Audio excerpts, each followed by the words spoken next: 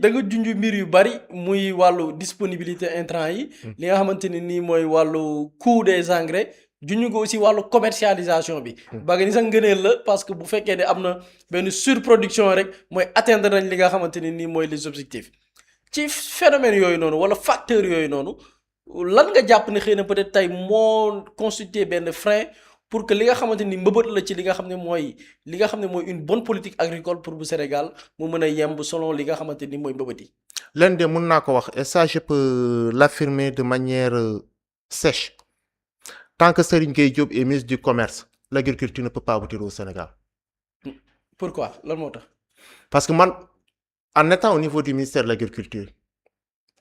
dañu doon sonn baykat yi bay pomme de terre am affaire yi da ngay jékki-jékki Serigne Gueye Diop ne la oui ñu ngi gérer doo yëg mu jékki-jékki ubbi pomme de terre bu jóge bitim réew inondé marché bi da ngay dem ci baykat ceeb yi nga wax ak ñoom ñu sonn bay am mais imagine-toi jusqu'à l'heure où nous parlons pendant qu'ils distribuent des DIPA à gauche à droite sur le riz les producteurs de la vallée n'arrivent pas à commercialiser 15 000 tonnes de riz.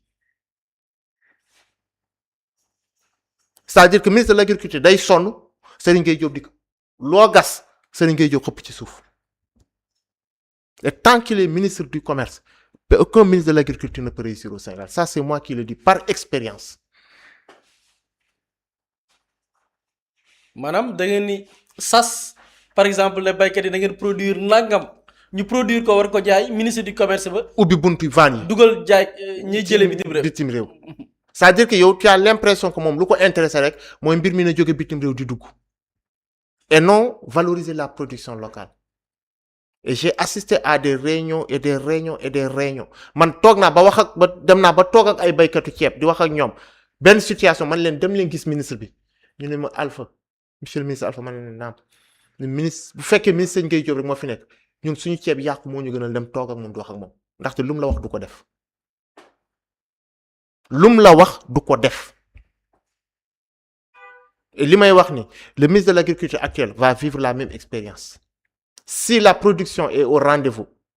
lu mu wax du ko def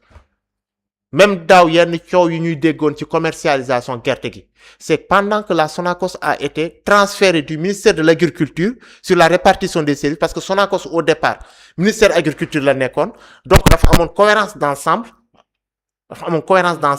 ñu doon toog di waxtaan di liggante ak directeur Sonacos sama grand l'ancien DG Dan que je salue au passage di toog di waxtaan di teg stratégie bu ñëwee ni lañ defee commercialisation bi première année bi on n'a pas eu de problème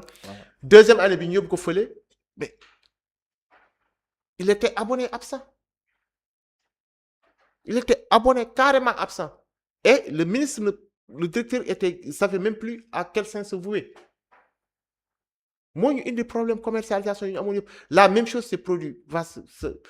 produit presque avec la pomme de terre la même chose c'est produit avec l'oignon le riz Sénégal ñun lu ñuy bay gars yi bu ñu génnee lu ñuy lekk lu ciy des pour commercialisation bi bëriwut mais je te dis à l'heure où je te parle presque 15 000 tonnes sont toujours production daaw bi contre saison hivernale daaw la delta bi 15 000 tonnes sont disponibles jusqu'à l'heure où je parle la semaine passée les gens parvenaient pas à commercialiser et c'est dans les magasins heure boo ko waxee mu ne mes services m'ont dit qu'il y a pas de stock alors que le stock est là baykat bi amul benn intérêt naan la yor naa ceeb bi ma bëgg a jaay mënu ma koo ceeb les riziers ils n'ont aucun intérêt mais moom dafa mel ni lu ko intéressé mooy nañu joxe DIPA yi ceeb bi ñëw pour quelle raison moo xam mais pas la valorisation de la production locale. mais importation yooyu noonu parce que da nga junj la disponibilité même des produits man jamono yële lire naa l'un des dirigeants de la CSS Louis Lamotte muy expliquer ni Serigne Gueye Diop travaille pour des lobbies est-ce que da nga jàpp ni dafa am ay nit surtout ñi nga xam ne ñooy dugal produit di ko jëlee bitim réew qui mettent la pression quand même. non parce que xam nga man mënuma comprendre je ne veux pas être dans des accusations mais je veux être sur du factuel. li ma gis parce que man mënuma comprendre ngay joxe ay quota ñii di jëli ay ceeb bitim réew di indi ko fi dugal alors que baykat bi yor fi 15 000 tonnes parce que 15 000 tonnes buur yi c'est l'équivalent presque de la consommation du Sénégal en moins d'une semaine Sénégal en moins d'une semaine mais ñële pendant nga leen fay jox ñu koy indi mais pourquoi mënu en tant que ministre du commerce mënoo mettre en place un mécanisme pour que ñooñu mën a jënd ceeb bi fuñ ci mujj woon mooy ba premier ministre même ba dem ba génne circulaire di naan ay armée ay police administration pénitentiaire nañu dem jënd ceeb boobu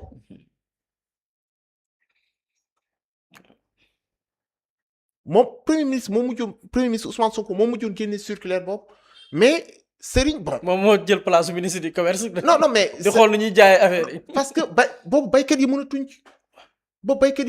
et c'est la même situation jusqu'à présent et man ça je le dis pour l'avoir vécu tant que il continue d'avoir la même approche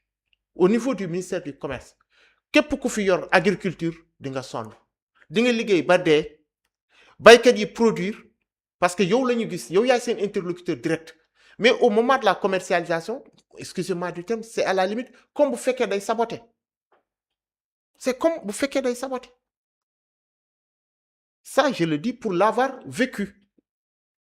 quand on était là mais il y a des jours yoo xam ne sama grand que je salue au passage ministre Mabouba mais presque da doon jooy ma ne ko mais grand muñal mais et li ma wax man wax naa ko mais yow wax yaa ma wax fii léegi lu luy la ma wax moi je ne dirais pas qu'il a des lobbies derrière je ne sais pas mais je mënuma comprendre ñuy wax valorise yow nga yor commerce mais surtout nga yor industrialisation et des PME PMI ça signifie que le petit producteur là c'est une PME PMI parce que buy góob boo demee si tool yi nga gis ñuy góob da ngay xam ne ils emploient du personnel dañu am ay surga